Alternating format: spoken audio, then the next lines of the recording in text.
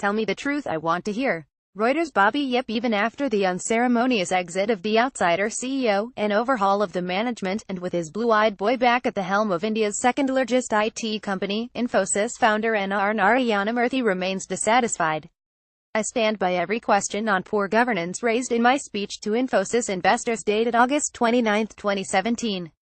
The fact remains that none of these questions have been answered by the Infosys board with the transparency it deserves, 71-year-old Murthy said in a statement late yesterday, October 24 evening. I am disappointed. He was reacting to an Infosys press release PDF issued earlier in the day, in which co-founder and current chairman non-executive Nandan Nilekani essentially debunked the claims that Murthy has been making since early this year. For months, Infosys' founding team, led by Murthy, had raised serious concerns over corporate governance at Infosys under former CEO Vishal Sikka, who was the company's first non-founding head. In an interview in February, Murthy said Infosys' then board was acting in a way that hinted at attempts to hide something. Among other things, he questioned the Rs. 17.4 crore severance payout to former CFO Rajiv Bansal and Sikka's high salary. Murthy, who along with his family is among the company's largest individual shareholders, had sought a complete overhaul of its board. Murthy had raised these issues repeatedly during various media interactions. In August, Sikka abruptly quit, citing the constant drumbeat of the same issues over and over again, while ignoring and undermining the good work that has been done.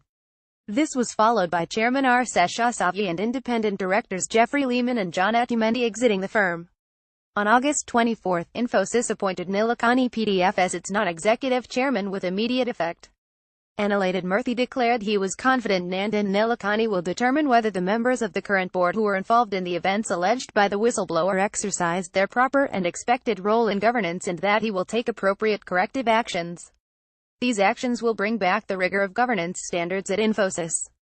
2 months on, Nilekani has mostly repeated what Sikka and Seshasavy had said when they were in charge. The investigation reports in February, an anonymous whistleblower wrote to India's market regulator, SEBI, claiming financial irregularities in Infosys' $200 million acquisition of Israeli software firm Panaya, the first purchase under Sikka. To look into the matter, the company's board, led by Seshasavy, held an independent probe but found no wrongdoing. Despite clarifications, Murthy demanded that its findings be made public. While the company, under Nilekani, was widely expected to meet Murthy's demand, it only reiterated what was said earlier that there was nothing amiss in the transaction. In fact, it added that making the investigation report public would set a bad precedent. After careful reconsideration, the company has concluded that publishing additional details of the investigation would inhibit the company's ability to conduct effective investigations into any matter in the future, a company statement said. Confidentiality is critical to ensuring the candor and cooperation of whistleblowers and other participants in any investigative process. The precedent of releasing the full investigation reports could impair the cooperation of participants should the need for an investigation arise in the future.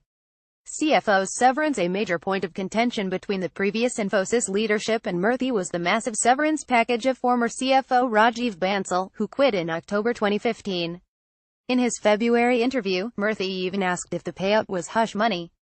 After looking into the matter over the last 2 months, Nilekani said that none of these claims were true. I believe that all stakeholders acted out of a strong passion for Infosys, wanting what they believed to be the best for the company and to see it succeed, Nilekani said.